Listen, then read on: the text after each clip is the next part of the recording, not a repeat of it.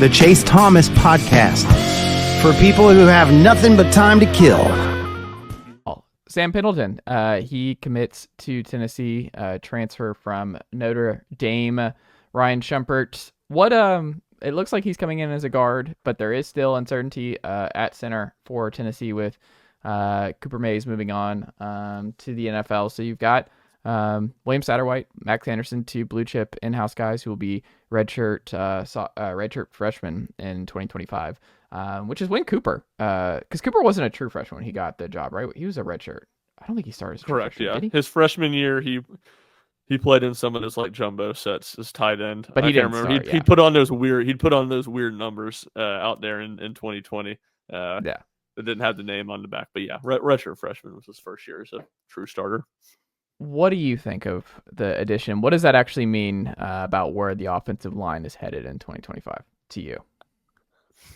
I don't think it says a ton about where the offensive line is headed. I think you had to get someone from the standpoint of like just uncertainty around Karich. And it is weird we haven't heard anything yet.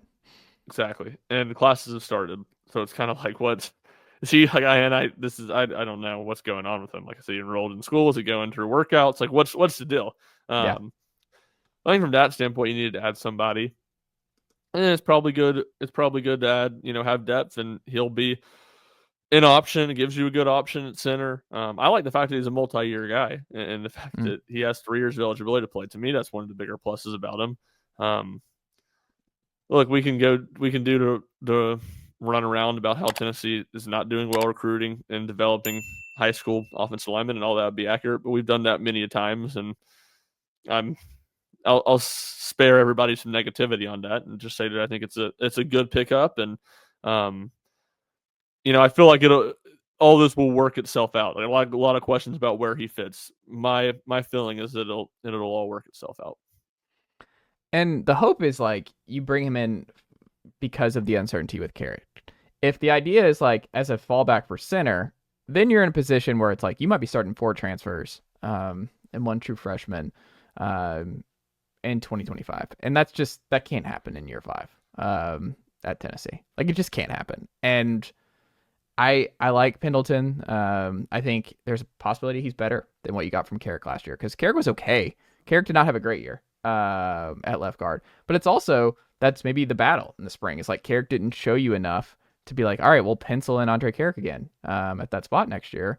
And you have a young guy like Pendleton who has multiple years of eligibility, North Carolina kid originally, so come back closer to home, played on obviously the national champion runner-up. Good pedigree, but you don't also elite face mask. Like I hope he's wearing that face mask at Tennessee. Just elite face mask. Good, incredible face mask.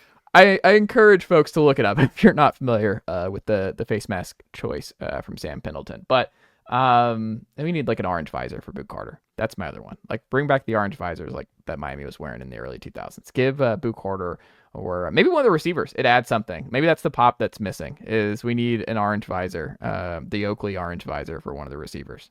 It just adds. It adds something to the game. Facts only, man. Facts only. Ryan Schumpert. Hashtag analytics. But I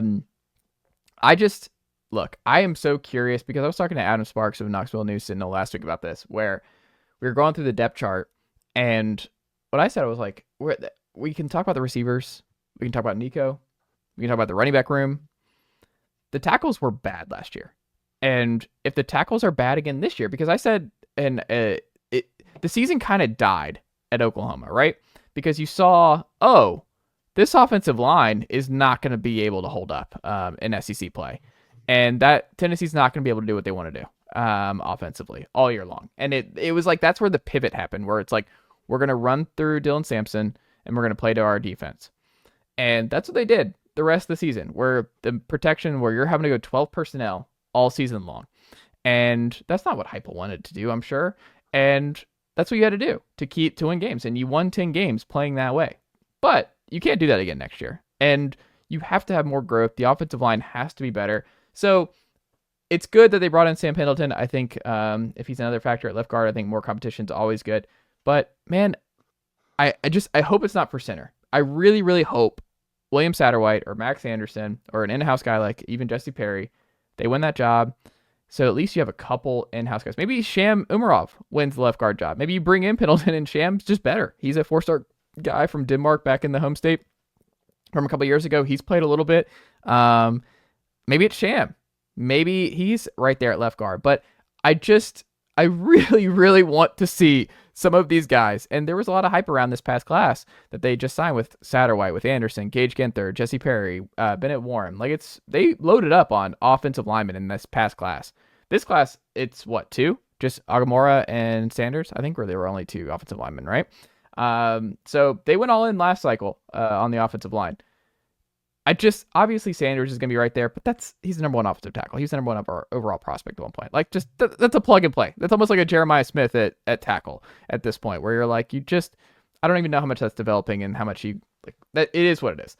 But I'm so curious how this spring battle goes, and I can't wait to see like who's leading in these spots and where things are at in spring practice and spring ball and the spring game. But man, I'm curious because of how they've operated in the portal on the offensive line and what they're going to do internally, because I don't know. Do you think they're done, or do you think that they still add one more offensive lineman? Because that's the other looming question. Do you still add one more? Because if they add one more, that tells me that that one other person will be a center if they add one more, because I don't know anybody else who makes sense. Maybe another tackle, a vet tackle, just as fail-safe, but I mean, I don't know. Not many tackles are left in the market. I mean, those guys go fast. They're the most important offensive lineman. Like, you don't want to be looking at tackles this late in the process. I don't know.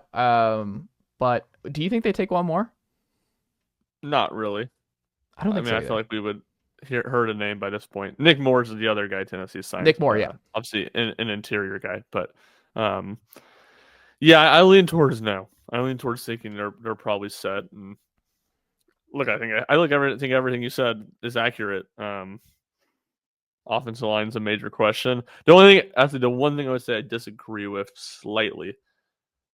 You saw the philosophy pivot at Oklahoma. I think Arkansas was really when it was more telling, because you had the starters hurt at Oklahoma. You know what I mean? So it's like, okay, maybe it's just you got the backups. You got an issue there. Arkansas is when you saw the tackles be an issue, with Campbell playing, as many snaps as he played in the game all season. Obviously, he never played full snaps all year long, and Lance Hurd back in the fold. But no, I agree with about all you said. Yeah, the tackles aren't good this season. Like, it's just not happening. Like, it's just the tackles have to be good. Like, there's just no way around it. Hurd and Sanders have to be really good. The interior, I just don't really worry as much. Like, I just think they're going to be fine. Center, I don't know. Center, we'll see, because we've seen some center without Cooper Mace, and it's been a struggle. But it's also been that was just very, very different circumstances. And Ollie was a really good left guard for you. I'm curious what happens at center, and if they really go Satterwhite or Anderson, or if they make a late pivot, or it's Pendleton at center or something. But I don't know. I'm very curious what happens on the offensive line this spring here. Ryan Schumpert. Final thing for you. Hunter Ensley. I have a question for you in terms of Hunter Ensley as we do our preview series, because baseball's going to be here in the next couple weeks, Ryan Schumpert. So I have some guys that I'm curious about in terms of what your projections are.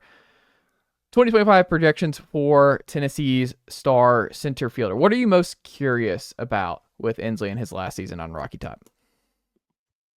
I think it's the combination of how he handles being a more prominent bat in the order / or prominent player on the team / can he be consistent for an entire season? We saw last year, he started the year, if I'm not mistaken, hitting in the 2-hole. Started the year really poorly. Was struggling from probably till about the midpoint in SEC play. Nicely done, nephew. The Chase Thomas podcast. Hell yeah.